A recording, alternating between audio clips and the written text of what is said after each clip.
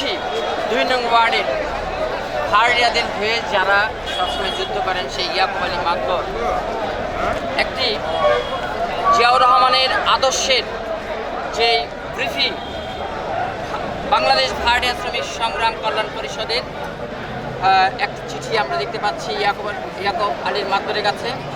কেন ধানের শীষে ভোট দিবেন? সাবেক সফল রাষ্ট্রপতি জিয়াউর রহমানের অবদান সমূহ, স্বাধীনতার ঘোষক জিয়া থেকে শুরু করে বিভিন্ন শিরোনাম আমরা দেখতে পাচ্ছি এই চিঠিতে আছে। তো এখন আপনি ভাড়াটিয়াদের নিয়ে যে যুদ্ধ করছেন এবং 12 তারিখের পরে ভিন্নভাবে ভিন্ন প্ল্যানিংয়ে আগাবেন, এই তো, তাই না? বলেন।